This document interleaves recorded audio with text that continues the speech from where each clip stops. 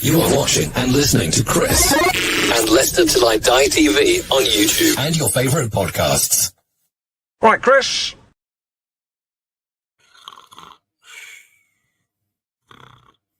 Sorry about that.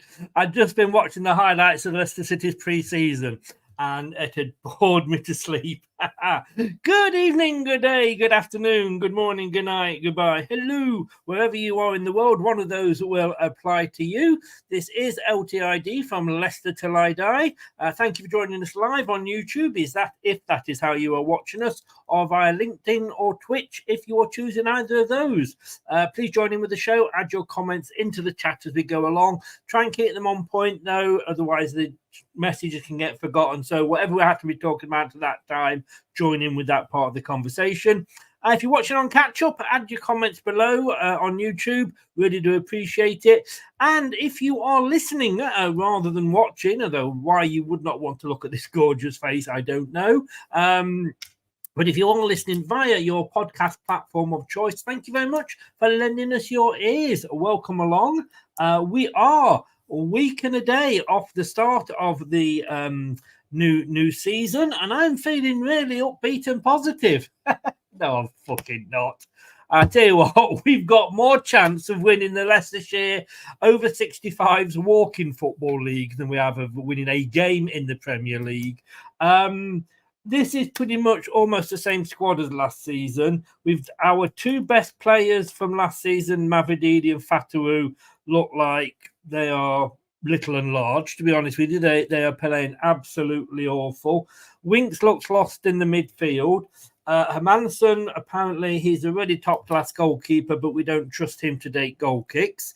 Yeah, it's a joke. I'm not one of those that's asking for Steve Cooper to go. He was one of my choices, and I will stick with him.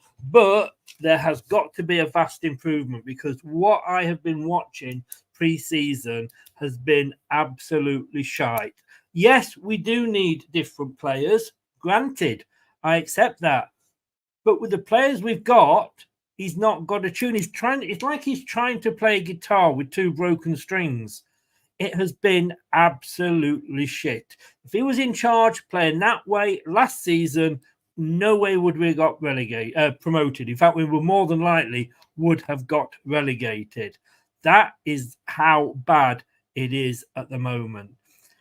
Yeah, I'm feeling pissed off. You might be able to tell. But I've got two absolutely lovely guests to join me. Well, when I say two, it's 1.5, really. You work out which way it is.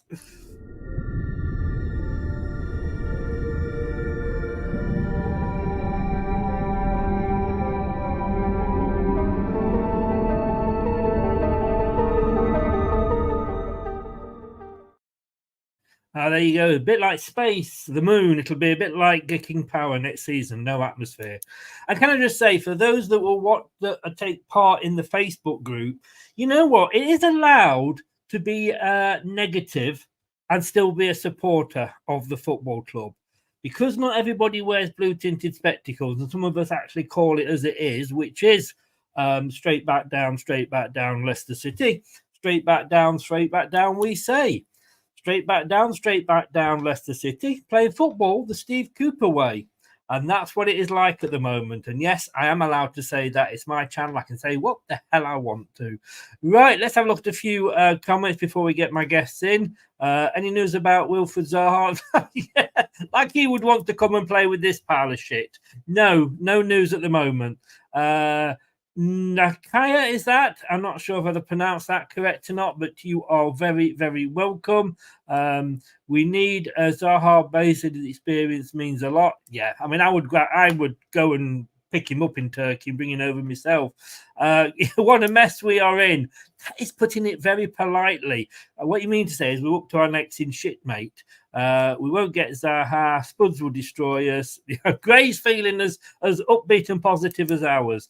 James says, I haven't paid for one pre-season game this year on principle, and thankfully it's been one of the best decisions I've ever made. I paid 30 because I had to pay for 3 of the 4 games because I love you guys so much, and get your chance to sort of cover it on this channel. Yes, that's 30 quid I won't get back, isn't it? Under the lights on Monday night will be in Leicester, will be in Bliss, will be in something, I'll tell you. Top and all associated with the club are to blame for the mess we're in. Michael, hi Chris, I can understand that you were peed off paying £10. Well, I don't mind if we lose, it's the manner in which we lose. That was a disgrace. They should be embarrassed. Yeah, version of what I did there, Gray. We need that striker. Zaha deal has been hijacked. Has it? I wouldn't be surprised, to be honest with you. We've been linked with I think, honestly, Craig, one of my guests here tonight, he has been known to score the odd goal or two at the KP. He could put his boots on, and I'll tell you something, he could get a game at the moment. That is how bad it is. No disrespect to you, Craig. But here we go. This is Let's Talk Leicester from LTID TV1. Good evening.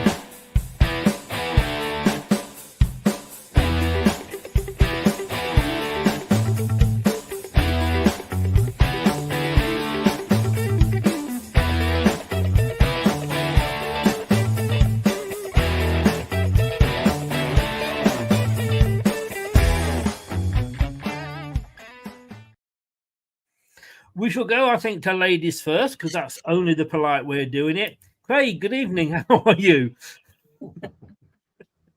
I'm going to defer. I couldn't resist it. Kate, how are you doing? Yeah, I'm good, thank you. How are you? Well, I'm not the happiest of chappies, as I'm sure you can appreciate at the moment. You luckily haven't seen any of our pre-season games. By God, you are so lucky. Still feeling we've got a week to possibly turn it around. Still feeling positive. Look, I'm never positive or negative. I just try to be realistic. And the realistic thing is that it is pre-season. It is quite concerning, especially because we've not scored in 3 and we keep battering on with Daka, and even with Daka's crocked, Cannon still doesn't get a go. But that's exact. I'm happy to lose the mocks. I'm happy to lose the fake games. I genuinely feel, and I still feel this, that there's a lot of Premier League teams in the same kind of position as us that are struggling and will struggle in the league this year. And I think that's going to be one of the things that saves us a bit, really. But yeah, it's not been, from what I've seen, it's not been nice to watch. I understand a lot of the disappointment and anger. But I do genuinely feel that had Enzo still stayed with us, we'd have been saying the same kind of stuff because we're worried about his method of play as well going into the Prem. Craig, I mean, and again, I know you've not watched the pre-season, and I don't want to go on too much about pre-season because we will be coming on to that in a separate show next week, hopefully. But, I mean, it's making this football I've watched pre-season has made Enzo Ball look like we were playing at 100 miles an hour. And all I can hope is apparently Daka's hurt his foot. He's got one of those big boots on his foot, and I was hoping they might play in that. It might make him score. It's it doesn't instill you with lots of confidence, I must admit. You know, from what I'm saying, I'm more concerned not necessarily with the results, but the lack of chances that we seem to be creating and goal attempts. And as we'll come on to later. Which goes totally against what Steve Cooper was saying during the Q&A. It is pre-season. I'd agree exactly with what Kate said. It is pre-season. You know, if we were winning every game, do we think that we would be challenging for the top 6? No. I haven't got a problem with anybody having an opinion on what might happen. What I have a problem with is people presenting things as facts. So the usual... You know, we're not signing people and it's Rudkin's fault and it's Top's fault and it's God knows everybody's fault. It's always someone's fault at this club. Yeah. Yes. You know, with you know, and it's 20% of the fan base. It's not, you know, it's not the silent majority. It's the noisy minority.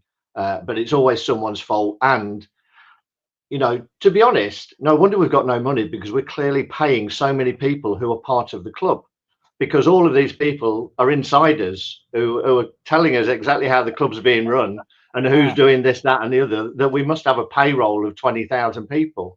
So that's what gets me more annoyed. I get more annoyed about that than anything else that I see on a football pitch, to be honest. But yeah, it's something I'm hoping that under the lights, you know, the season kicks off and we've got 3-4 new players through the door.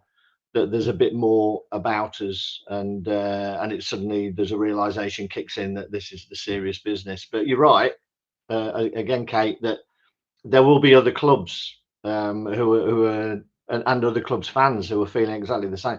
I mean, Crystal Palace seem to be having a fire sale. You know, you talk about all of their best players being linked. I saw today that a bid had come in for the centre half from Fulham. I mean, Fulham are throwing some money around at the moment, but they've lost Elise already. Whether they can hang on to Eze, whether they can hang on to Anderson, whether they can hang on to Mateta. I mean, he's not going to be up and running. He's had a full season of the Euros and then the Olympics. So a lot of players are not going to be ready. You know, a lot of star players as well. So there's a lot. There's so many questions going into this first weekend. It's going to be really interesting. You know, and it is that thing of the season doesn't settle. If we were 4 games in, you know, league games in, and we were playing crap, then I think I'd be a little more concerned than I am now. Can I just say, I've just found my note writing my joke down about Daka and his big boots, so I didn't forget it.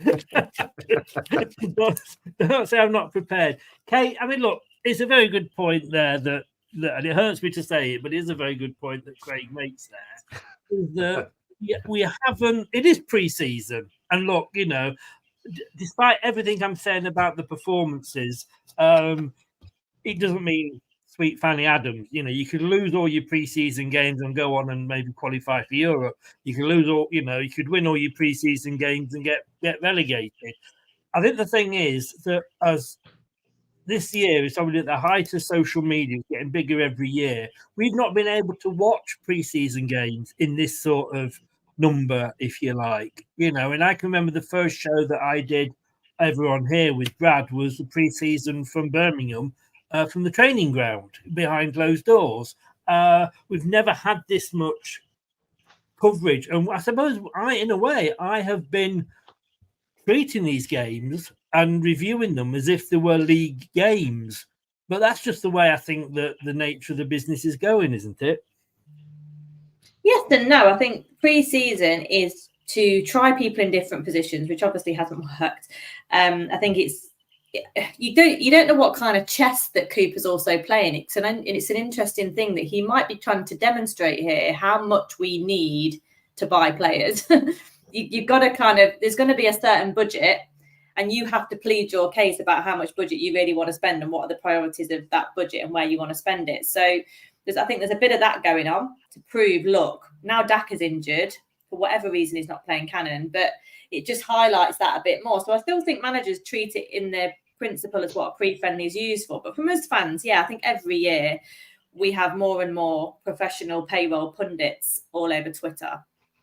And it's hard. It's hard going. It makes it tough. And I do think I'm a realist, like I said, and I just don't like. You can't judge it when it's not a real fixture. It's so different. And we also have to bear in mind that we're playing Spurs a week tomorrow. And the word Spursy was invented for a reason. And that's what I'm looking forward to. Yeah, I'm looking forward to reading your first blog for the BBC next week. Then we'll see. But some of these players will be struggling for fitness a bit as well, I think. And yeah, but it was disappointing. It was also disappointing because I find Matty Piper really good. And Matty Piper's words were, that's the most lacklustre he's seen a Leicester team for a long, long time. And I've got to say, Rob Tanner, who I've gone on next week, his comments about this was the worst pre-season that he can remember. He can remember following Leicester. But look, it is pre-season. My wish had been, Craig, that look, we were looking at the Lens game last night or yesterday afternoon. It was the last game before pre-season. That's when you want to see the starting 11 or the nearest thing we can get to the starting 11. That's the starting 11 that he's putting out against Tottenham. Good God. We might as well just pack up and give them the 3 points now. I think there will be an essence of, the real business begins and players will step it up. I'm confident in that. These players are more than capable. It's whether Cooper can get it out of them. And, again, we all bang on about this. The transfer window should be shut before the season starts. Yes. So everybody's done their business. We're going into this. We've still got, Cooper's still talking of 3 or 4 new players coming in, and we're a week away from the first game of the season. You can't embed those players. So disruptive. It's ridiculous. I don't know why it continues. It seems like the clubs have all the power until it's actually forcing something through that might be for the good of the game. Kate, have you done your business? That's the question. That's very it doesn't. Look, we look at. The only thing that's keeping me happy during this season that Enzo's not exactly bedding in well at Chelsea. I tell you something. Some of the other clubs have really been sort of. West Ham. They are making Chelsea look like paupers with the number of players they're buying this window, aren't they? Every time I've refreshed the page, West Ham have bought somebody else. It's got to ask you quickly though before we move on to the manager's Q&A that you both. Oh, he's gone. He has gone. He's blown a gasket. Yeah. I think that's me pausing. Then I think I froze. Did anybody else freeze? No, just you, Chris. Just me. We've carried on. I know I can rely on you. 2 pros we are. No, not going there. Really not. Great loss. 20 million. We've got somebody on loan for the season that will probably do just as good, and we'll come on to talk about him later. Disappointed in that one, Kate? What one? Sorry, I didn't hear any of the beginning of the question. Sorry, Carvalho going to Brentford, not us. Oh, right. Sorry. Yeah. I was a bit disappointed to read that actually, because I feel that's the second time we've been linked with him in successive summers. Brentford obviously have got a lot more to offer in their stability within the league, etc. So yeah, it's a bit disappointing. But we move on. I never know when we get linked with players. It's just twaddle on Twitter. Like, you actually don't know that we've gone in for anybody. Leicester are actually really, really good at keeping their traps shut until they're ready to let you know when we've signed somebody. And a lot of the names that go round, I'm not sure if that's just because there's been no news, so we may as well just throw a name out there a little bit. And can I just say now, we will move on from the pre-season, but I've just got to say, looking at the results, and sorry if I'm smiling here, but it's good to see the Wayne Rooney effect is already taking place. Oh, is it? Sheffield Wednesday 4, Plymouth Argyle 0. Oops. Oh dear. Especially as the headline on the BBC football page was Rooney saying we've brought in more attacking options. Right. He's just sold all his defence by the looks of it, though. It's an issue. Yeah, exactly. As I said to Dan when he got Scott Parker at Burnley, well done to Plymouth taking one for the team and getting Wayne Rooney on board and not leaving him for anybody else. Let's just catch up with a couple of comments before we get on to the managers. They have been flying in here. We are the weakest link, says Gray. Well, quite possibly. You are the weakest link. Goodbye. Thank you, Gray. You toss them over. I'll nod them in. I've lost them all now. Where are we? Oh my God! If I was any more, You're not functioning tonight, Chris. What's going on?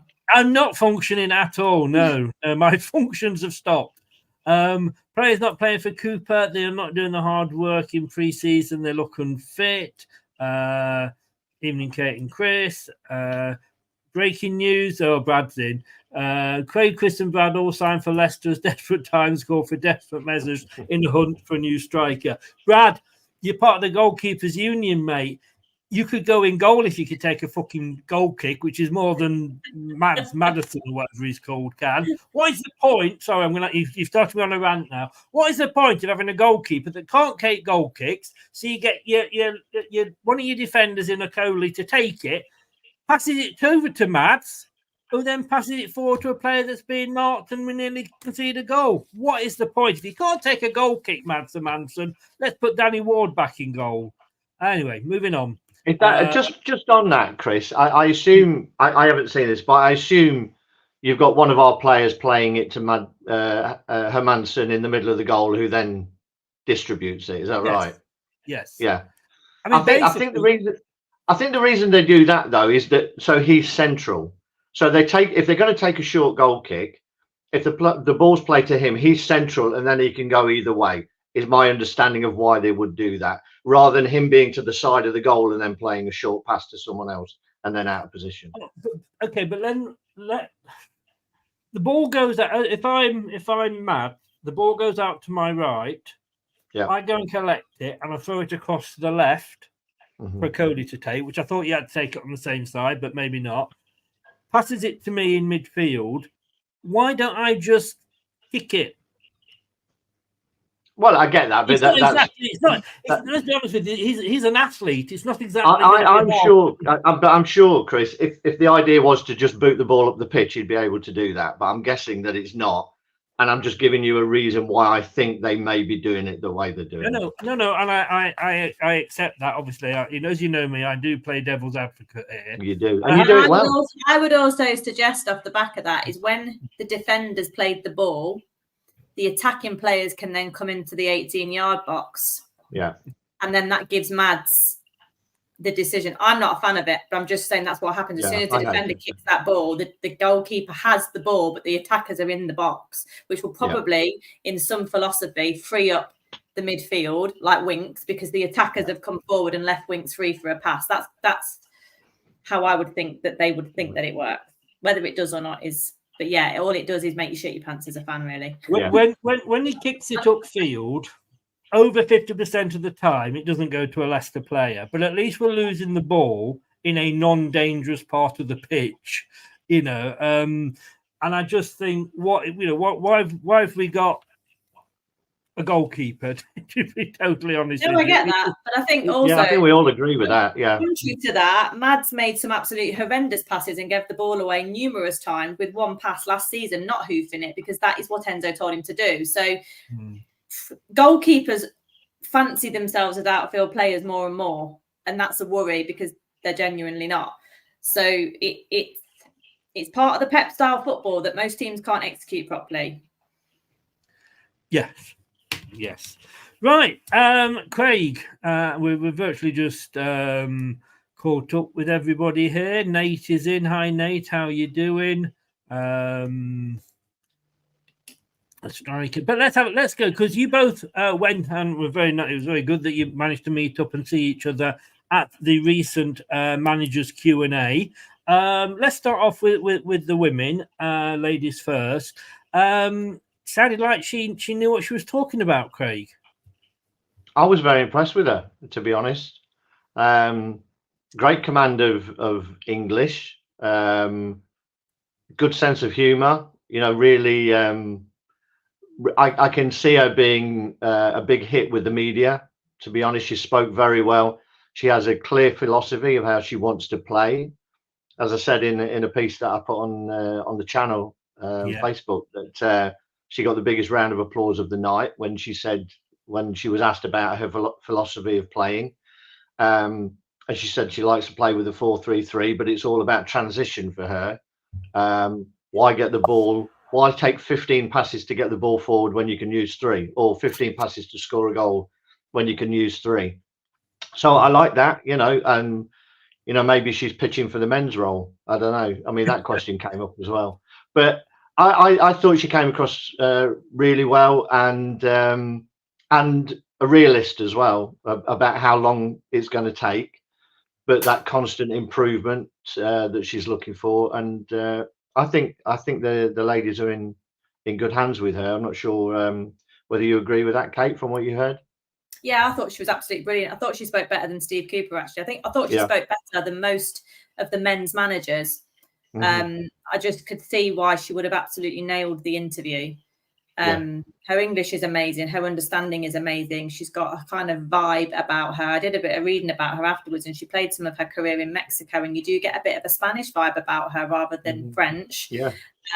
She talked about the transition, which she really wants to work hard on, which I hope would include a press for the women. We don't have much of a press for the men. We don't have that fitness, I don't think. But also she spoke about a democracy and having there's kind of no hierarchy within that changing room. She's obviously in charge of the things she's in charge of, but the players are in charge of the things they're in charge of, and overall that creates a democracy where everyone contributes. She was just really refreshing. I had no expectations at all, good or bad. I didn't know anything about her, but I too was thoroughly impressed. Really, I think the girls are in good hands there. I think she threw up. Sorry, Chris. No, carry on. She threw something up to me that sort of went forward into the Steve Cooper thing, and maybe what we're seeing in pre-season. I was talking to Scott about it just now.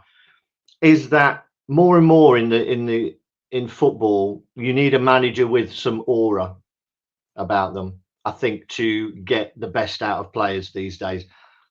These players are all superstars, are all on ridiculous wages. They can do what they please, to be honest. And I think you need a bit of an aura. She clearly has an aura, and I don't think Cooper has, to be honest. And that's a worry for me. That's probably the biggest worry, that he's coming across to me as one of those managers who sounds like a good coach, but not necessarily has the credentials to be a manager. I hope he proves me wrong. I really do, because he comes across as a very straightforward, straight-talking guy who wants to be open. He also talked about it being a democracy and not coming in and laying down the law. And maybe we're suffering a little bit that he's not done that. That, in the words, I think it was of Peter Cetera, is a hard habit to break. And these players, have been coached relentlessly over the past 12 months by Enzo to play in a certain way. And I don't think necessarily that Cooper wants to play that way, but he's a little bit reticent to throw it all out. So we're probably caught between the two, that the players have got into these habits of playing a certain way, and it's not feeding into how Cooper wants his team to play. So I think there's a transition going on here, but I hope that he does have the aura that I didn't really feel from him on the night. Well, I've got to say, Craig, it's really hard for me to say I'm sorry. But if you leave me now, I'll have a gap in the top right hand of the screen. For those that are not old enough, Chicago. Kate, I mean, look, we've managed to stay in the Women's Premier League, and I'm not a great follower of it. Brad does a lot of that for us, and I know you know, but we've had so much upheaval, not just in the men's team and everything else that's been going on, but with the ladies' team as well, with different managers going. We didn't replace the last manager, Kirk, straight away, but apparently he had trouble with listening. Did our last women's manager, Kirk, because apparently he had 3 years, the left, the right, and the final frontier. Anyway, quickly moving on. Move on faster than that. There's a cab outside for you. Craig is finally done Craig in. But what I mean, we didn't replace him straight away. In all seriousness, we left it, and I think we were lucky that there was a team there that was a hell of a lot worse than us. Bristol City pretty much looked from about the second, third week that they would be going down. So with what happened when it happened, we could take our time. Is this the start of stability for us? Was she talking about a project? I mean, the last thing we want to do is get somebody, and I think it's a great appointment, to be honest with you, looking at a history. But was she talking long-term projects, or I mean, we never know. I think she was. She wouldn't be drawn on goals and expectations, but you could tell that she's not the sort of person that wants to do it overnight, because you can't. So there's no point over-promising and under-delivering. I think at her last role, she was there for 5 years and got the best out of them after a period of time. So she's definitely seeing it as a project. She was very much relishing the English league. And I don't follow a lot of the women's game at all. I do follow the results here and there, but it did make me want to follow it more. She had that, like Dave said, that aura about her. Oh, I'm going to check this out. First game of the season, I'm going to be checking this out, because she just had that excitement about her and a little bit of an air of mystery, which I think adds to someone's aura. Like, oh, okay, she's talking the talk here, and I'm excited, I'm engaged, and I think that's really important for the sort of publication and the publicising of the women's game. Really, I think she could really push it on. But yeah, first things first, avoid relegation this year. Yeah, there was one thing she said that I was quite intrigued about as well. As you touched on there, Kate, that she didn't give any clear goals in terms of points or wins or whatever. But she said that she looks for improvement in games, and they've got targets in games that made me start thinking, I wonder how they would manifest it themselves. And I'm thinking that if you're saying, you know, what we're not seeing in the men's game now is that, looking at stats, for instance, that we have an average of 10 goal attempts per game last season. I now want to see 12, 13, 14, 15 goal attempts. We gave up 10 chances in a game. I want to see us lower that. And those little targets, if they can start working on those, then the rest of the things fall into place.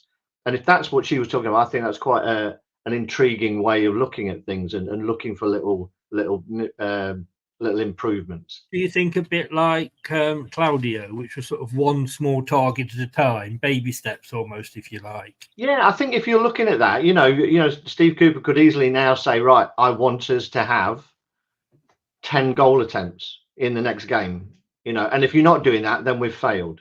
So the players are in a mindset of not, okay, I'll do something if we need to. We've been given a target that we've got to have 10 attempts on goal. And I think that may change the mindset a little bit, rather than this possession. And if it leads to a goal attempt, that's great. If you're going out there with the goal of, this is what we've got to achieve based on stats, then I think that gives them a little bit more clarity. And I got the feeling, or I was wondering whether that's where she may be looking at taking things. And if so, I think that's quite a refreshing take on it. I mean, Craig, you know, you're my inspiration. Another Chicago song there, just slipped it in. Is she going to be the inspiration, do you think, for the women? I mean, like I say, in her last position, I mean, she does. I thought she was Spanish because of her name, but she's French. But at her last job, every season she'd done better than the season before. Yeah, I mean, she came across as someone that players would want to play for, you know, and would want to be part of a project. She said she'd brought in a couple of French players, which, you know, so she's surrounding herself with people that she knows the capabilities of, that she can then blend with the players that are already there. But she just came across as someone who had a very clear idea of what they wanted to do, and a very clear idea of how they were going to go about it as well. And I was like you, Kate. It made me think maybe I should pop down to a game or two this season. Absolutely. £45, I think it is, for a season ticket for the women. Probably get better value as well. Maybe. Right, and we're getting every football song joke going in the chat now. But I want to move on, and I'm sure everybody else does as well, and realise that I haven't got the picture that I wanted. But we will move on to Steve Cooper, which I haven't uploaded. So there we go. But we will move up on to Steve Cooper. You were saying then, Craig, and I'll come to you first with this, but I want to ask you both. But start with you first, Craig. You were saying about, you know, that continuity and little steps. And when Claudio took over, he did have that attitude, but he had the advantage of Craig Shakespeare. And I said the other day, R.I.P. Craig Shakespeare. You know, we all miss him, and you know, we thank him. He was there at some of the best times we've ever had as a Leicester fan, if not the best time. But the fact that he stayed when Nigel went, there was that voice that was able to say to Claudio, and Claudio's going, "Oh, I think I might try Mahrez here." And, you know, Craig was there going, don't be stupid, he can't play there, because he's known him. Do you think, you know, with everybody going with Enzo, do you think Steve Cooper's missing that? Potentially, but I got the feeling that he was leaning quite heavily on some of the senior players. You know, I was surprised how much Jamie got a mention in non-footballing questions, to be honest. I think he came across as someone who wants to include everyone, and I think he used a phrase something about along the lines of "I'm joining you," you know, and it's up to me to show you that I'm worthy of being here at this football club and to integrate my ideas slowly based on what you've been doing all along. And it's a little bit worrying for me, that is, because at the helm, you need someone who's going to stamp their authority on it. Whether the players like it or not, it's their job to get on board. And I think if you bow down a little bit too much, I think Claudio had a charm about him. And as you say, you know, he had Shakespeare there, that continuity. You've got to hit the ground running in the Premier League. And the worst thing is, we mentioned it before the Q&A started when I spoke to Kate, is not having the points deduction is pretty bad from my perspective as well, because, you know, we could have a really good start and then the rug's pulled out from under you. So, or if you have a really bad start and then you get another 9 points on the back. But going back to Cooper, I just didn't get the feeling from him that he had that level of authority and aura that the modern player needs, and to get the best out of them. Clear ideas about what he wants to do, and, you know, and he played to the room in terms of his openness, the fact that it was almost a let's get back to the Foxes never quit, you know, kind of idea that if we don't succeed, it won't be for the want of trying. Yet that goes against what I'm hearing, you know, that's been going on in the pre-season with a lack of effort. You know, that's what he seems to be pinning it all on. You know, the 100% effort, 100% about the team, no egos, no star who's going to come in. Which again, surprises me a little bit about Zaha being talked about, because again, that seems to go against what he was talking about. It all seems a little bit mixed up and muddled, and I'm not sure that we've got a strong guy at the helm at the moment. And I honestly, I really hope he is, and he can turn it round with getting the players in that he wants. And he's been quite clear about that. It'll start to click when he's got the right players in the right positions. So once that happens, he's got nowhere to hide. I mean, Kate, mixed up and muddled, that could be described as Leicester City's pre-season. Your thoughts on Steve Cooper's performance? Yeah, I agree with Craig, really. I think that there was a holistic approach to his management, what he wanted to let us know, his management techniques. And yeah, Vardy was mentioned a lot. I think managers often fall back on things like Vardy because they know that he's a bit of a tough guy, and it won't bother him being talked about in the press if he's said X, Y, and Z behind closed doors. So he was talked about a bit. Yeah, I kind of get the feeling he is a really good coach, and whether he has that authority will remain to be seen, really. But I know a lot of Forest fans thought that he did. But similarly, I think our identity, good and bad, was very crystal with Enzo from day one, which did border into stubbornness on the pitch, to be honest, which was really frustrating. And I think you can't just turn that off and turn a new identity on. There's a phasing process where you've got to lose your old identity to then grow into your new one. So I feel like that's kind of expected in a way, that players do look a bit disjointed. And, you know, Harry Winks was kind of the linchpin, what made Enzo's system work. And he's going to have a new position, a new personality on the pitch now to have to learn. So it's all work in progress. And he's been in the job 5 weeks. It's very, very difficult to judge someone on that, especially because we know, because we saw it last year, sometimes the players don't exactly stick to their end of the deal in terms of effort, discipline, and everything else. So the jury's very much still out for it, but I understand what Craig's saying, that authority. And interestingly, like, Amandine was drawn straight away on her formation preference. You're not going to hold her to it. If she doesn't get the 4-3-3, that's understandable, or it depends on the opposition or the players you've got available. But Cooper wouldn't be drawn on a formation, and I don't know whether that's a modern day manager thing, not wanting to reveal your hand. I don't really see the issue myself, particularly when you're speaking to home fans only at the KP.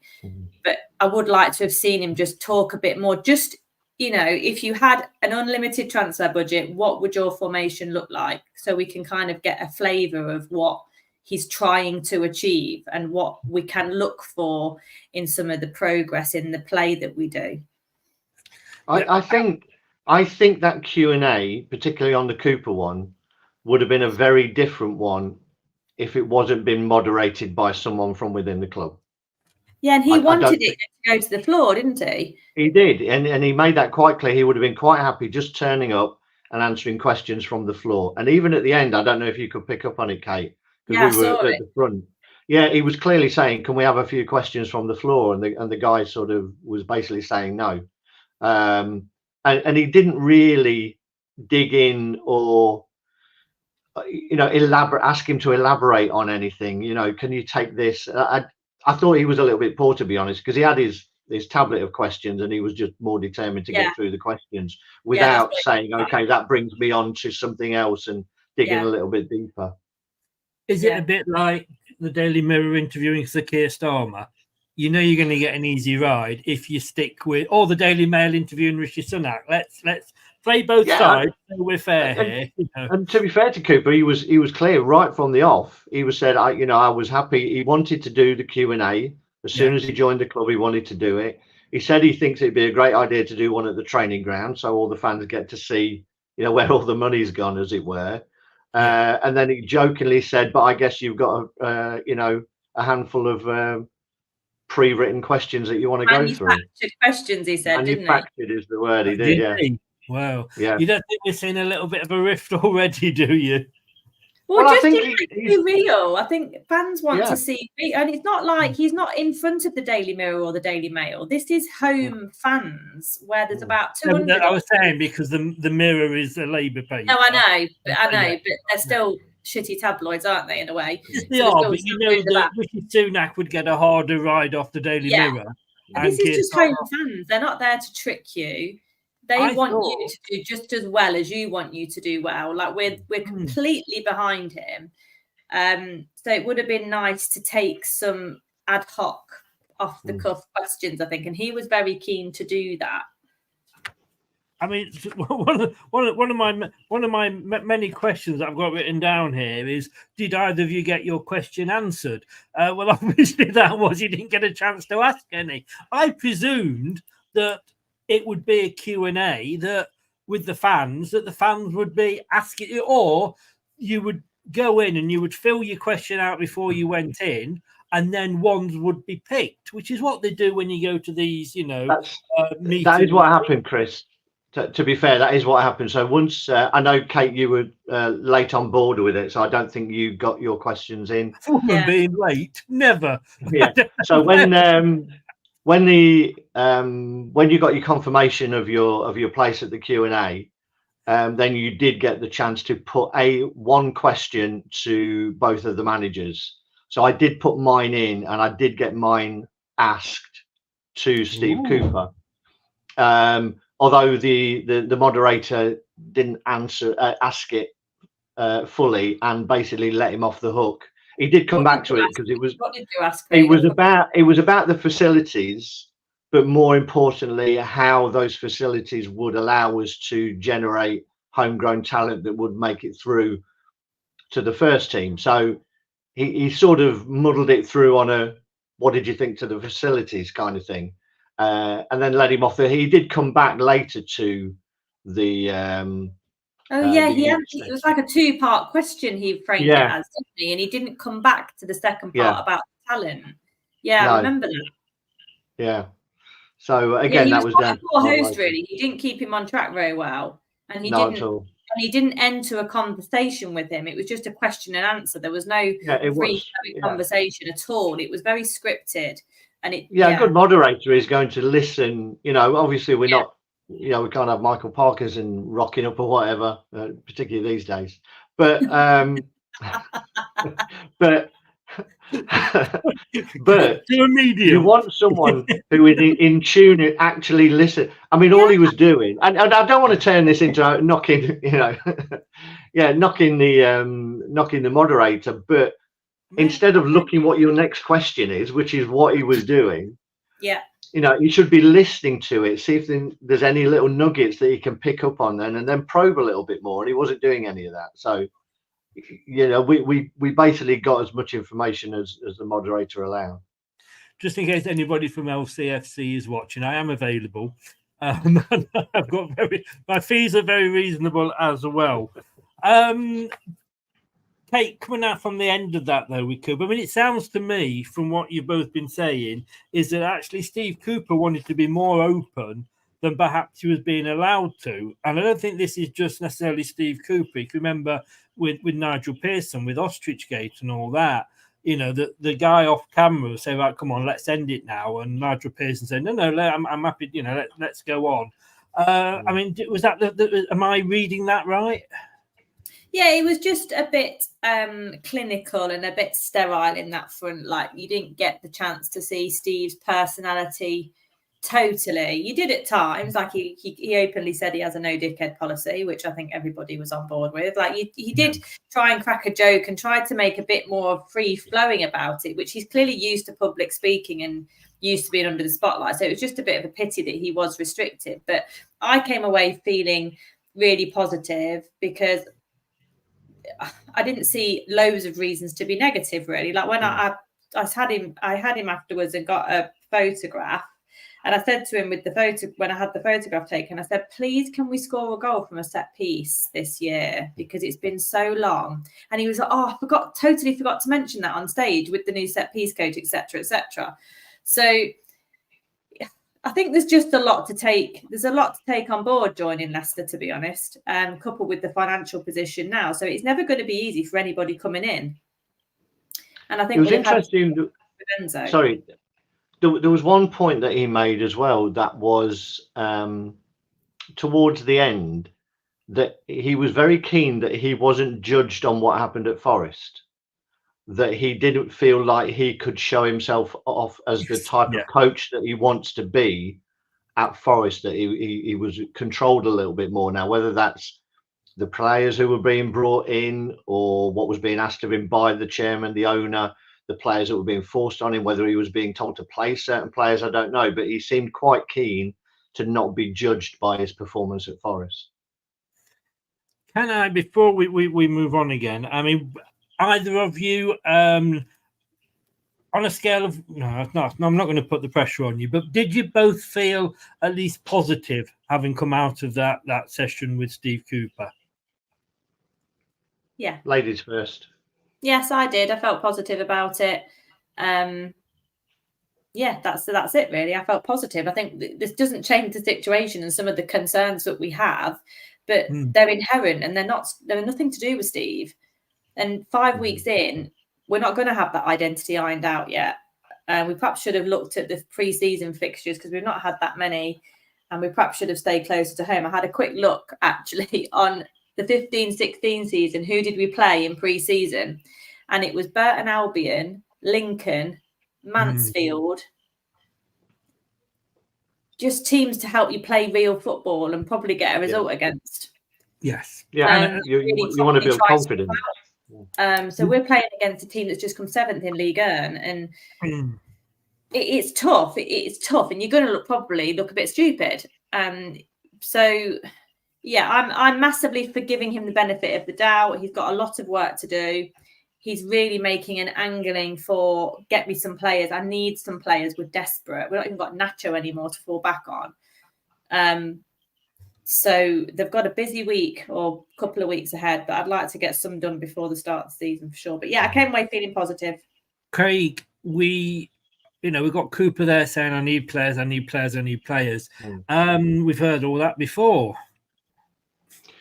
Yeah, I mean, just touching on the feeling, I was positive at the end of it, to be honest. Again, whether he's whether he has got that about him, that aura, that sort of steely determination to make sure he can push it through on the players at the club. I hope he does. He definitely played into what the fans want to see, which is like 100% effort as a minimum, you know, and being in games and being positive. But we have heard everything before, and you know, yes, he wanted to be honest and open, and you know, you have to. Every time that he talked about, I found it interesting. Every time he talked about the fact that he wanted to bring more players in, which you think sometimes can push the nose out of the other players. Every time that was been mentioned, he follows it up by saying, "And the players agree with me," that they get excited by new players coming in. Yes, I'm not sure that Mavididi is getting too excited about the thought of Zaha coming in, or, you know, to be honest. So, you know, players want to play. When they look at competition coming in for their parts, yes, you do need competition, but I'm not sure that if you're constantly saying that you need more players because what you've got isn't good enough is a motivating factor, to be honest. I'll have to ask Enzo what his view is on that. I'm going to say, guessing if you don't want to play as a player, you can always go to Chelsea. You just get paid for sitting down. I want to look, Kate. You and me are going to we're going to just sit this next question out. We're going to put this one to Craig, and you and me, we can just relax for a few minutes while Craig goes off on this one. There you go, Craig. It's all yours.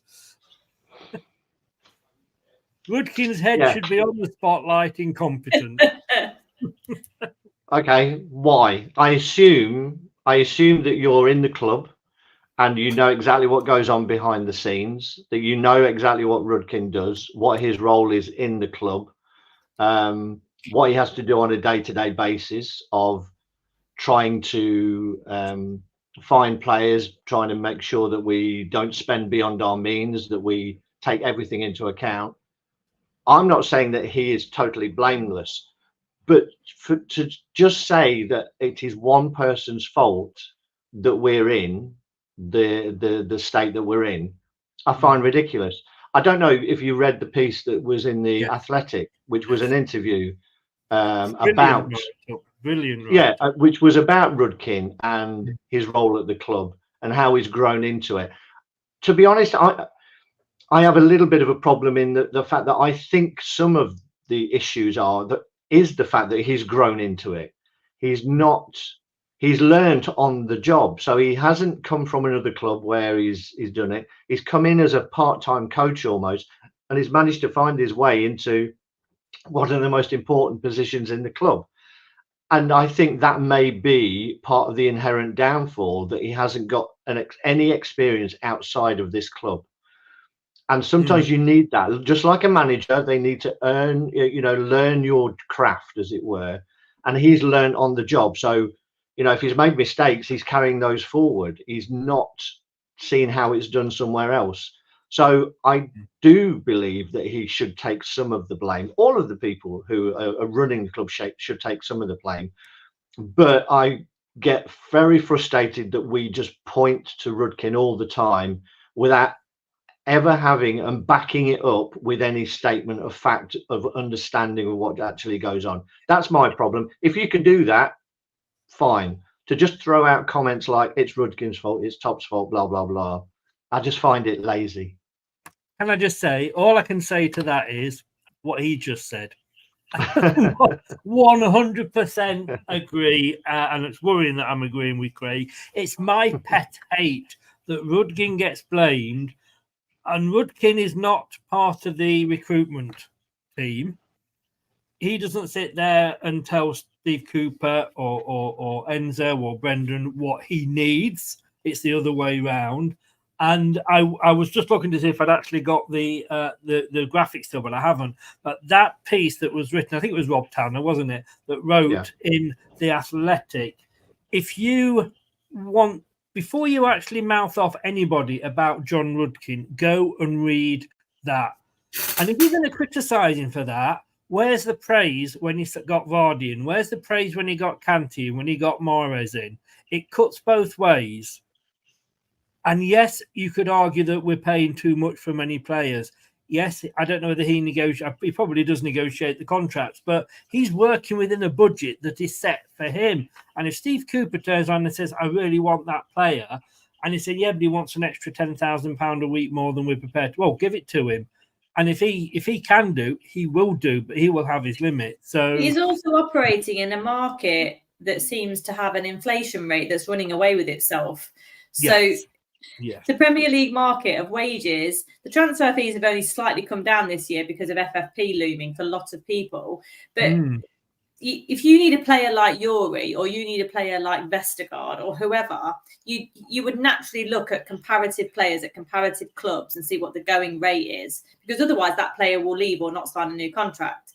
So there's so many variables. That's what frustrates me. That no one man can be responsible for this. It's impossible. It's absolutely impossible. Yeah. Even Yuri has his part to play, as I've said before, because he didn't bugger off when we wanted to get rid of him. He dug his heels in and sat for the Bosman ruling and waited and took the money and cost us 40 million quid. Everyone's had a part to play in this. That's nothing to do with Rudkin. Players sitting out their contract. So, yeah. Anyway, welcome along to the We Love Rudkin channel.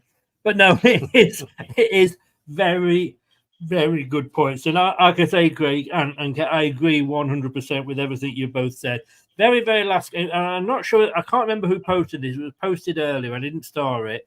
But do you think, Craig, first of all, did Cooper take the job because nobody else would take it because of the position we're in? I actually spoke to Dan, Dan, the Burnley fan, and apparently he had been offered the position at Burnley. He was offered it once, and he said, I want to think about it.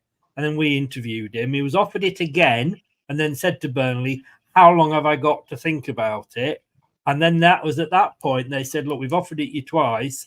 If you don't want it, a bit like Potter with us, if you don't like it, we're not going to beg you to come, and withdrew the offer because he wanted, not necessarily us, but a Premier League position. But how much do you think of that? People turned us down because of the position we're in financially? Again, I'm not going to sit here and say that I know. No, we're still an attractive club with probably at least, I think Spurs have got a great training ground, the best training ground in the Premier League.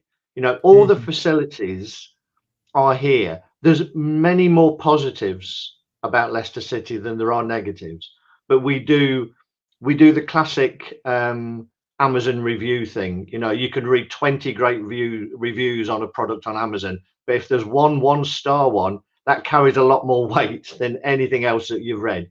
And I feel it's the same with the football club.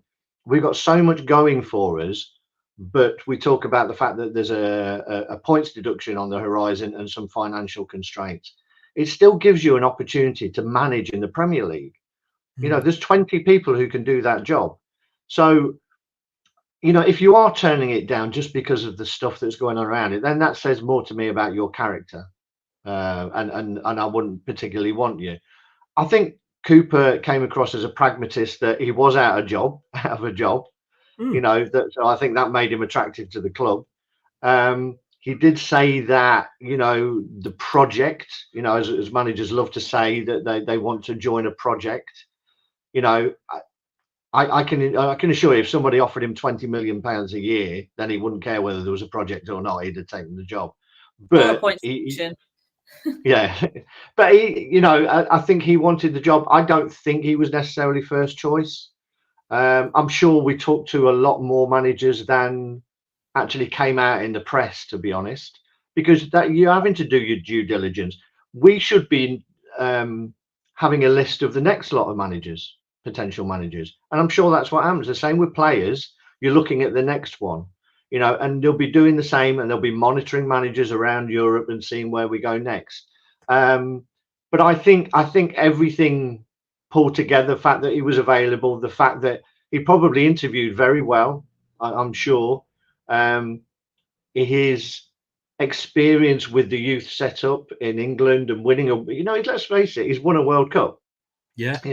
Albeit with youth players. Some of those, Foden was in that team. So I think all of those things made him an attractive proposition. If we had none of the issues that we've got in terms of points deduction looming and financial restrictions, do I think that he would be the manager of Leicester City right now? No, I don't. Okay, Luke from Leicester City Down Under, one of the presenters on here, he wants Cooper out now. He wants him gone and somebody else put in his place before the season kicks off a week on Monday. We're talking ridiculous there, aren't we? I mean, as much as I criticise, and look, we all pay our money in different ways. I pay mine by paying 30 quid to watch pre-season matches. Some people go and watch the games if they're able to. We're all allowed to have our say. But getting rid of our manager at this time is just absolutely stupid and ridiculous. Sorry, Luke, isn't it? Yeah, I don't. What does that look like? No, the problem is, and I don't mean any disrespect to Luke. He knows I take the piss out of him constantly about his panicking. But you gotta give it some more forethought. So then what? So who are we getting? Let's chuck him out tomorrow then, because you think he's shit. Then what? Who are we getting? We'll do that in a week. We're going to be managerless. We'll have an assistant manager or caretaker manager for game one of the season, where we're already feeling a little bit of turmoil in the transition at the minute this summer. So what does that look like? And I don't think there's a lot of depth that goes into some of these far-reaching, far extreme views of stuff and kind of panic situations and statements. There's not a lot of further thought that goes into it. What does that look like? And that's what Rudkin and Top and Susan all have to think about. If we sack Cooper, we've got a whole of a 3-year contract to pay him out for. And you've got to give him games in the Premier League itself, like you say, as much as we moan. But look, let's move on from that, and we'll have a look at some of the players that we have been linked with, and we'll do it straight after this. Subscribe to our YouTube channel now and make sure you never miss another upload. Leave a like now. Ring the bell and never miss another video. Craig, we have a new signing, albeit on loan. We touched earlier about Carvalho, that we're linked with him, and he looks like he's going to Brentford, who, in fairness, financially probably in a better position than we are. But this guy excites me. I'm just very much surprised Brighton have let him go for a season. Yeah, I say it's interesting because, I think we would have all loved Carvalho. I don't think we could have gone to, I think it was 20 odd million plus another 7 million or something in clauses or whatever. And then that's a whopping 17.5% sell-on clause as well, which is massive. I don't think we would have agreed to that, to be honest. So I think, Brentford are a stable club, and you can't blame him for joining them. But this guy looks excited, to be honest. No buy option in there, as far as I'm aware. Definitely not a must buy. I don't think there's any option, any fee has been agreed. I'm a little bit surprised they've let him go, because if it was still De Zerbi, who knows him and knows what he could do, he may think, yes, he needs more game time. The fact that they've got a new manager in and they've decided to let him go, I'm a little bit surprised at, to be honest. But he looks like a classic kind of number 10, good feet, who can make things happen, exciting on the ball. Is talking himself up already. He wants to score a lot of goals, create a lot of goals. So, he may be that little bit of spark of creativity that we've lacked. Even last season, I know we got goals from KDH, but that was more running with the ball. I don't think you're going to be allowed to run with the ball like KDH was allowed to run through the middle of the park like he did last season in the Premier League. So you need someone who's got quick feet, a little bit of trickery, an intelligent player who can sit in that pocket. So, yeah, I'm quite excited about him, to be honest.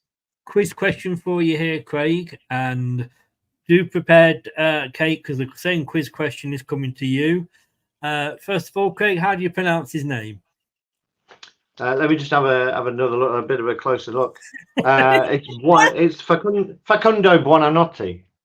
Hey, do you want to have a go, Kate? That's your quiz question as well. Well, yeah, I don't know if it's Facundo Buonanotte or Buonanotte. Because, yeah, I don't know. I think we're more interested in hearing yours, Chris. I'm still struggling with Faze and Faz and It's definitely Faz. Faz. You keep telling me that, and I keep forgetting. Only because he did a video when he joined us, and he went, "Hi, I'm Woot Faz." And I struggle as well with Ockley or Okoli as well. So you ask. So are you having a crack at this one? I'm going to have to now. You phoned the caller down. I can't get away from it.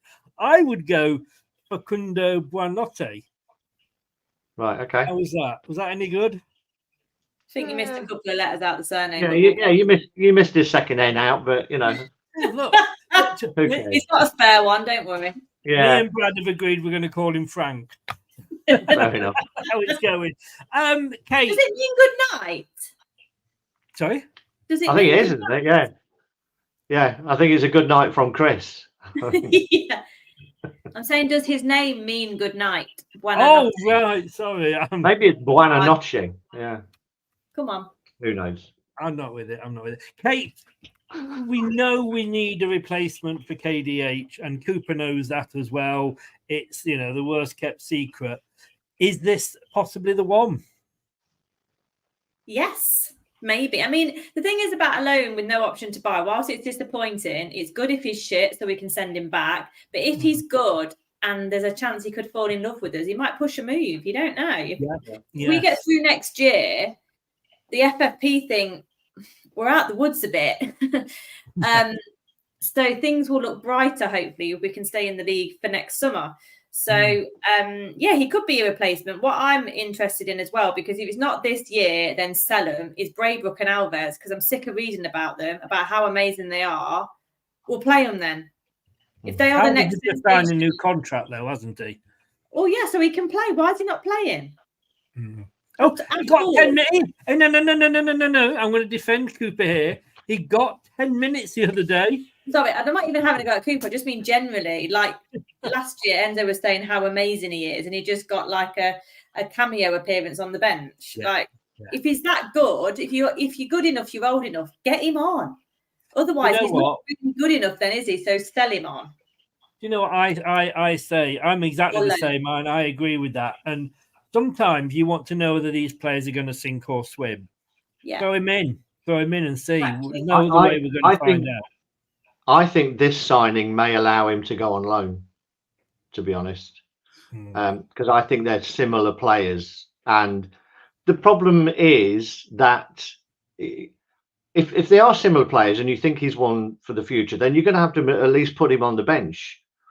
And does it fit having a sort of flair option on the bench? When you're looking at some of the other players, if we get in this other striker, if we get in Zaha or whatever, then Mavididi or Abdullah are sitting on the bench as well. So there's no point. He's not going to develop unless he's playing. And if he's not going to get enough game time here, then for me, then if we get this guy, then send Alves out on loan. As much as I would love to see him get game time, I 100% I would. But we've seen the likes of Barnes, we've seen the likes of KDH go and develop by having a season down in the Championship. And JJ, I think, like signing JJ from Luton, he had that experience, didn't he? Exactly. So I think, it wouldn't be a bad idea if we've got him, that it then frees up Alves and Braybrook to a lesser extent to go and get a loan move. Looking at that there, attacking midfielder, left-footed. Wow. He can also play on the wing as well. And Cooper seems to like these sort of players that can play in multiple positions. But 40 games last season, Kate. I mean, that is virtually the whole Prem season, plus a couple of cup games as well. 4 goals scored. It's a bit like, I suppose it's a bit like maybe Enzo coming in and deciding, well, that play is just not going to fit into my plans position-wise. It might just be one of those, but it does beg the belief as to why, and it's to our favour that we've managed to get him. But I am really, really excited by this player. Yeah, I am as well. His goal ratio isn't great, but then he was only 18, wasn't he? So you can't judge him too harshly. No. Yeah, left-footed's exciting. Born 2004. Goodness me. Hey, you bloody moan. Look at us. Yeah, true. I'm excited. I mean, he's a young guy. He's got a point to prove, so I think he'll come in and hit the ground running. He's got Premier League experience. I mean, when is the last time we're signing people with proper Premier League experience that know what it's about before they play for us? It's really unusual for us to do that, and it's where I'd like to see us strengthen that. Really, like with the Zaha rumour, like he knows what the Prem's about. It's important. I mean, we've got this kid. We're all surprised that we've got him. We're all excited about him. Well done, Rudkin, I say. Would I? Good old would I? But again, there was no rumours about this chap until the day. Because that's how Leicester operate. They, of all the things that go on at the club, in and out, their culture of keeping lips sealed until it's absolutely necessary is flipping brilliant. Yeah. Can I just say, this is really what Craig wanted to say. Your opinion is wrong. Well, he's confident as well, Craig. You were saying, didn't you? He comes across as look, he's 19. He hasn't got, to my mind, that sort of, and the same with Alves if you're throwing on. And literally, we have only seen 20 minutes from him all pre-season, but he hasn't looked scared overall. He's just said, right, I'm here, I'm going to go for it. And that's what we want, surely. Definitely. Yeah, I mean, it's exciting. So, if we can get one or two more in, then the mood changes a little. You know how it works out with the last Argentinian that we signed as well? Esteban. This guy is in the Argentinian national team as well. He's had a couple of appearances for this team. Yeah, he's made some appearances. And let's not forget, though, we have had a Brazilian in there before. And we also had a Peruvian national player as well. We have indeed. Starter for 10. Who was that? That was Nobby Solano. That's Nobby Solano, yeah. Oh, I loved him. I liked him for Newcastle, Chris. I liked him for Newcastle. I knew you were going to say that. Honestly, that's why Kate started supporting Leicester, because we signed Nobby Solano and Les Ferdinand. Yeah. And Keith Gillespie. Me? And Davidas. Davidas. Oh, Davidas. Oh, Davidas. That's the name from the past, that is. He's a right back, wasn't he? He'd send her off, wasn't he? I think he was. He was at times, to be fair, for Newcastle. But look, this guy, I woke up to this yesterday morning and I'm like, what the hell? Yes, please. Yeah. I mean, I went out and bought my car again because I sold it, and I'm doing a road trip to Turkey to bring him back over. I would bite your hand off for this guy. Like Greg said, Premier League experience. He's the proverbial Bridget ass. I don't think of him on the wing. I think of him as a striker, and that is a problem we have now got in that striker role. Jamie Vardy isn't going to be fit for Tottenham. I mean, what the hell is going on? I mean, and look, we all know Jamie Vardy. We love Jamie Vardy, but he's of an age now where, if he breaks his fingernail, he's out for 5 weeks. It's just an age thing. It's like Johnny Evans, if you like. Daka literally couldn't hit the proverbial barn door, and Cannon's not been given a chance. Our one shot on target yesterday, in fact, our one shot, I think it was from Tom Cannon when he came on. Why he isn't getting the chance, I don't know. It's a bit scary. Craig, you'd bite this guy's hand off, wouldn't you, if he was coming? I would. I am a little surprised. I think I touched on it earlier, just on the basis of everything that Steve Cooper said. And I'm purely going on his reputation. Obviously, we don't know what Wilfried Zaha is really like, but he comes across as a player who doesn't stand fools gladly, and that may be just that he has these standards that he expects everybody else to live up to. But he does come across as someone who will throw his toys out the pram if he's not playing or he's not getting the ball as quickly as he wants, and that sort of went against everything that Steve Cooper was saying about no one player. He doesn't want those kind of superstars. It's all about the team and the team effort. But you do need a little bit of smattering of something different. So I think he'd be a great addition, to be honest. Yeah, experience. And I think he would drag players along with him. I'm sure the other players, Mavididi, Abdul, would learn from him. I think he's a strange character, isn't he? Because he had so many opportunities. I know he went from Palace to Man U and it didn't really work in that period where they weren't going to give players time. Wasn't he? Yeah, he didn't get any time, did he, to prove himself? And he was still fairly young. And fair play to him that he did stick it out at Palace, but he wanted that experience of going abroad, playing in the Champions League, which he's got. I think his goals record and assists has been decent in Galatasaray. So 1 in 3 goals. Yeah, so yeah, I mean, it would be a bit of a coup if we could pull it off. I know Crystal Palace is supposed to be sniffing around trying to get him back, and they're losing players left, right, and centre. So, but he's been there. Does he really want to go back and ruin a reputation? I'm not sure. I'm not sure that's a good move for him, to be honest. And I'm sure we can match whatever wages are on offer. Yeah. Kate, something that Craig said then about throwing your toys out the pram and being annoyed if, players aren't as good as you. What are you trying to say about me? Sorry? What are you trying to say about me? Well, I know you. Fun, thank you. I've heard the rumours. I've been speaking to your parents. I think it's great that you've got somebody like that because I says, "What the fucking hell were you doing there?" Somebody that actually has a bit of get up and go about them. On Saturday, if you I know you didn't watch the game, but Harry Winks had a real go at Hamza Chowdhury because he didn't do what he expected him to do or what he should have done. And I can remember watching the likes of Ian Wright and Paul Gascoigne at Burnley. And Gascoigne used to go mad, but he was on a different level.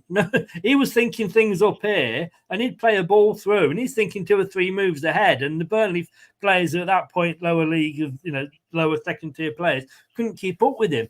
But yeah, put somebody on that pitch that's got a bit about them, that's prepared to turn around and say, "What the fuck do you think you were doing? That was shit." And has got a bit of passion. That's what we're lacking, surely, isn't it? Yeah, you don't see it enough. I mean, I've said before, when I've been to watch Cody play live, I could hear Cody from my seat. He's so loud. Yes. And I think Winks is the same. I've seen Winks have a go at Mavididi last season. Like he just literally pulled him to one side on the touchline and tore him a new one, really. And so I think Winks has definitely got it in him. But I think, we need someone in that forward position that can make us not be so wasteful with chances and make us play direct passes and through balls and look for opportunities as they come up. But he might have a bit of a surprise that as much as he can give it out, he'll need to take it because someone like Vardy won't think twice about telling him something. And I don't think Winks will either. Like there's no hierarchy in our team. We all have high standards and some are just better at executing it more than others. So I'm really excited. I was excited when we were linked with him a couple of seasons ago. I think he's a really good player.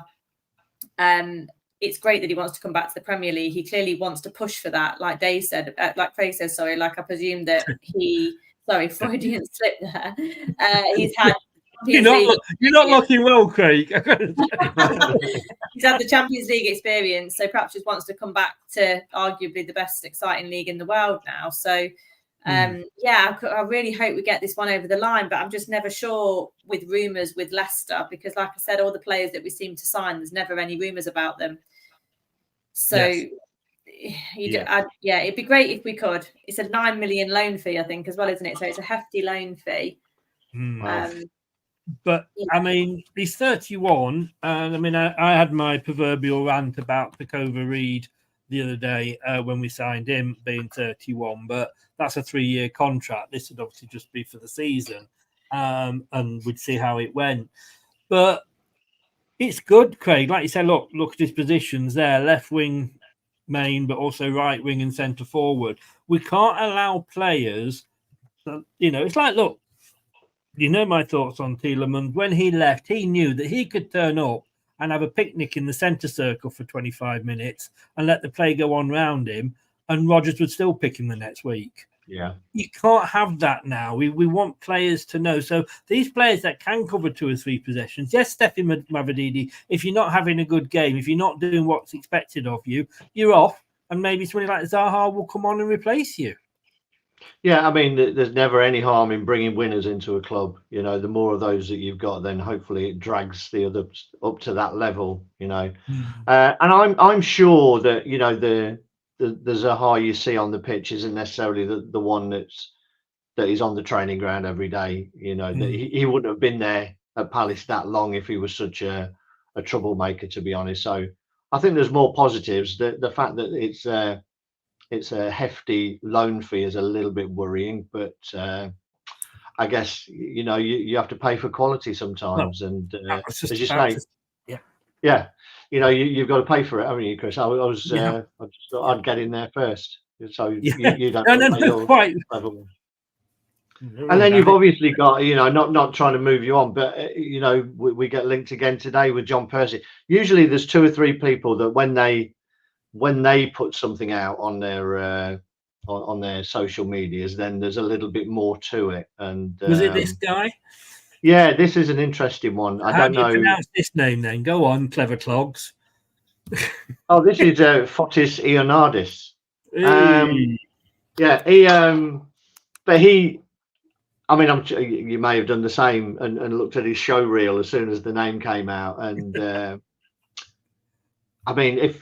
if his show reel is the real player that he is, then it looks quite an exciting prospect to me. But it's an unknown league, isn't it? And there's not many have come out of the Greek league to make a big name for themselves. But at his age, then he looks like he's got it all going for him if he can take a step up. I think the encouraging bit is his goal scoring record in, I think it was the Europa League that he was in with Olympiacos this year, where I think he scored 5 in 6 games, and they only scored 6 as a team, and he got 5 of them. So scores with right and his left. So I'm quite excited about this one. It'll be interesting to see if we can get this over the line as well. Look, centre forward, not messing about with him, Kate. One position. If you're going to do it, concentrate on one position, get it right. Can play, as Craig just said, with his right and his left foot. Scores with his right and his left foot. His contract till 2027. He's 24. He scored 30 goals in 113 appearances for Panathinaikos, that Greek team. He's also played at every level for the Greeks. I can say his name, Ian, on this. I just can't say the team he plays for. But he's played 11 times for the Greek, I want to say adult team, but having the Greek full team, scored 2. Does this excite you? But it's like under 18, under 19, under 21 and adults. I think your batteries are in the wrong way around tonight, Chris. Sorry, what? I think your batteries are in the wrong way around tonight. I've had that problem many years, I'll tell you. Why do you think I sit on a cushion? Anyway. But yeah, I'm quite excited by this. The money's a lot. I was quite surprised to see the money, considering some of the other transfers that have happened, like Smodic. That kind of figure was rumoured for him. But you don't. Again, this is all rumours. We have no firm facts that this is the type of money that's going around, or if indeed Smodic was ever even on the table or up for discussion. So, but yeah, it's good to see that there's started to be some names pumped around now for those attacking positions, because we're desperate for that. I mean, last year it was wingers and then they came like buses. Before was like defenders, and now we've got an abundance of defenders. And now Nacho goes, which we've kind of probably been thinking needed to happen for a long time. And now he goes. We're absolutely desperate up front. It's just how it goes, isn't it, really? Yeah. Interesting, Craig. He's played 1 game so far this season, which was a Europa League qualifying game. He was only on for 10 minutes. Is that a sign possibly he's on his way out? It could be. We don't know whether he's, whether he was coming back from injury. I guess we it's all conjecture, isn't it? But usually, as I say, John Percy doesn't put anything out on his socials unless there's something solid to it. And at this stage, it is just a bid that's gone in, and we've apparently thrown bids in for lots of players so far, but they've and that's the other thing, isn't it? That Rudkin gets blamed because the likes of Sawley wants to go to Roma instead of Leicester City. Of course, it was his fault. Who else's fault could it possibly be? Yeah. The fact that we're even in for these players, shows that we work on looking at new talent and trying to bring these players through. They're never all going to come off, but yeah, Fofana's a different kettle of fish. I think he's done nothing to excite me, I got to say. Does he excite you, Kate? Sorry, Craig. Carry on. I'm being facetious. I haven't got a lot more to add, because it wasn't like he went to Burnley, got loads of pitch time, and really, and took the Division 1 storm. Was it? I think he got 4 goals, did he? I did speak to Dan. He did a little video for me on Fofana. Now, he was only there half a season. He went in January. And I did say, if he was there the full season, would he have possibly got the goals that might have kept them up? Which obviously is an impossible question to answer. But what he did say was that when he was played in position, they were 2-0 down. He got 2 goals and got them a point. The problem was then that Company never played him in the right position. We've heard that before. But again, are you getting excited, Kate? You're sitting forward. Because I've just typed him in on Wiki to see what his stats are.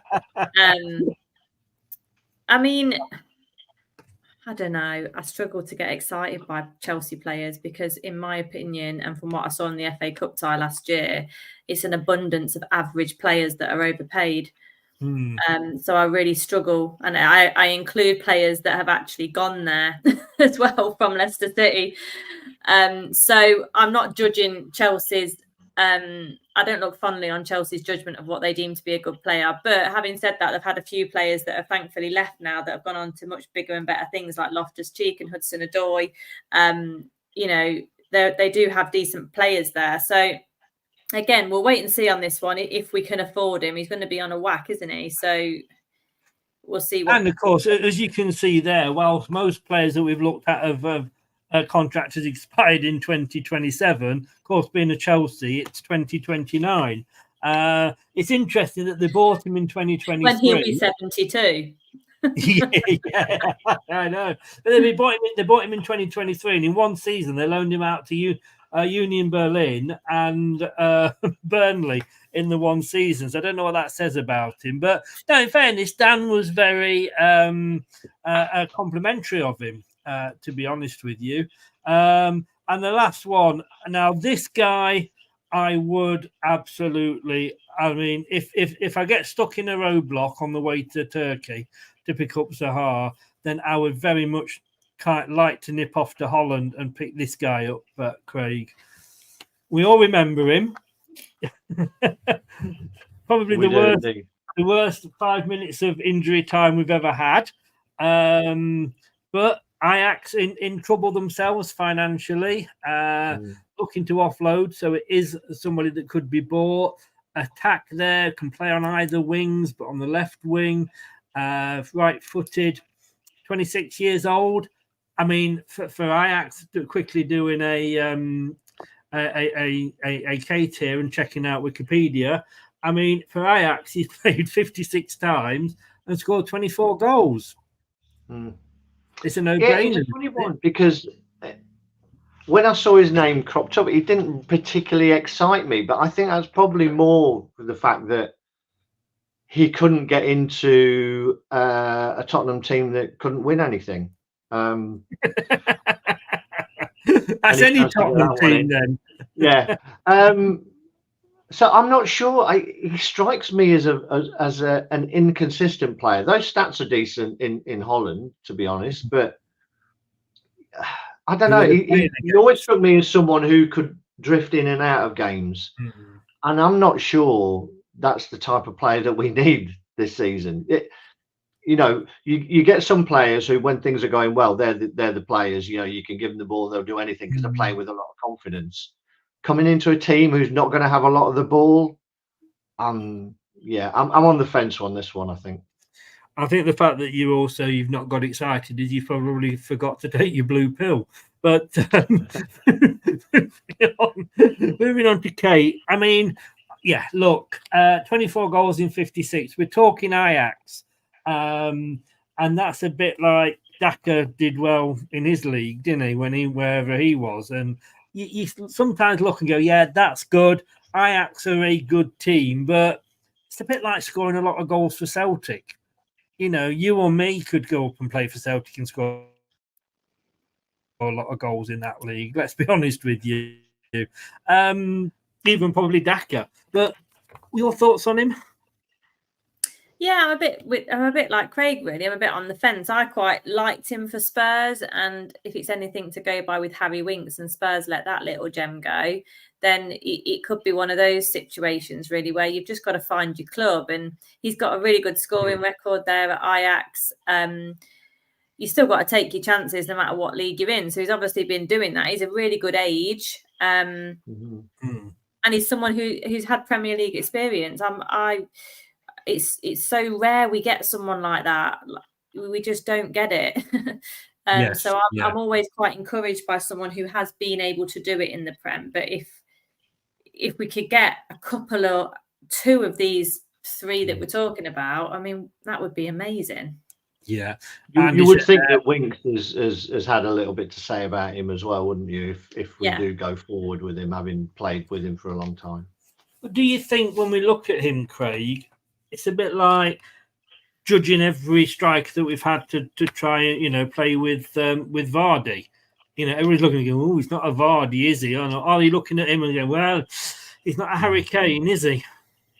I think what you're looking at is players that can do something with the ball. But if Cooper's plan is to get the ball transitioned quicker, then you need it to stick when it's up there. And Bergwijn did always strike me as a guy who had tidy feet, who could hold it up and bring other players in. Pretty much the same as Zaha.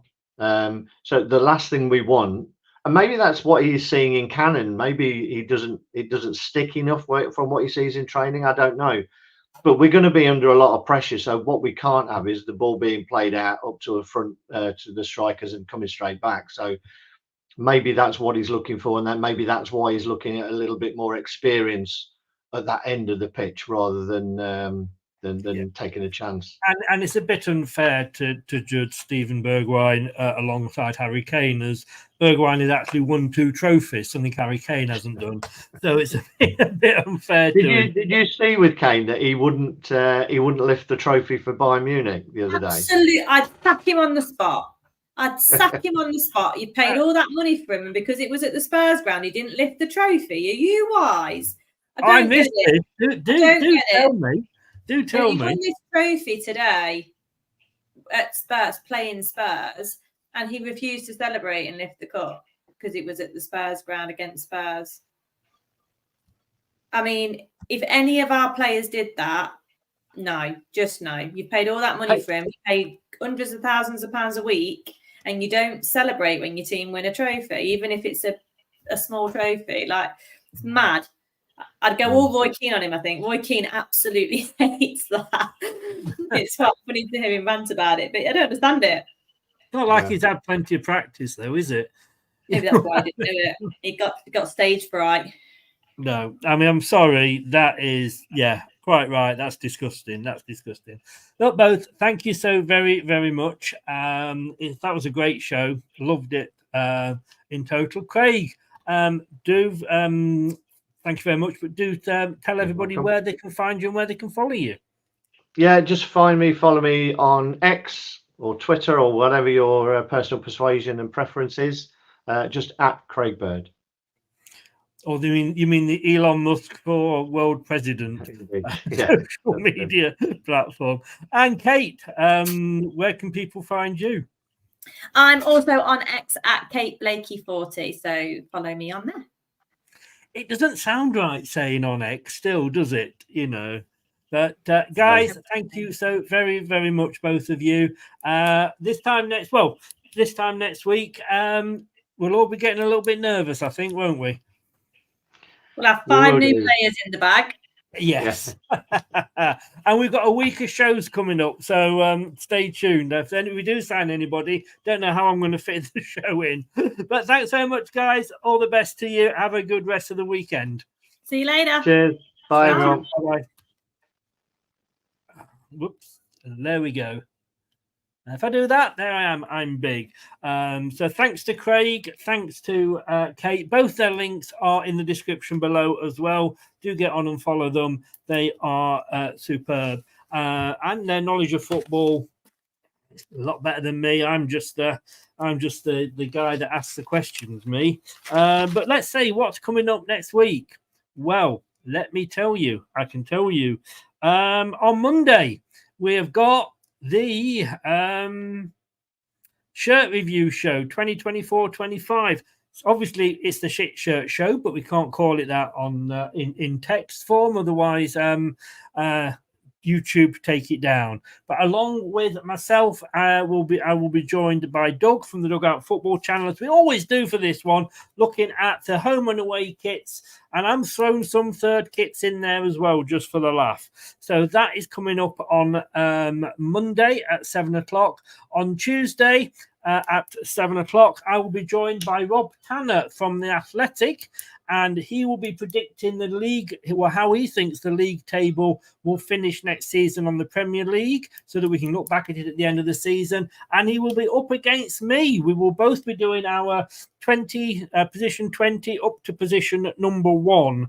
On Wednesday, it will be Let's Talk Leicester, the season preview. On Thursday, we will have a game preview of the Spurs game with a Spurs fan.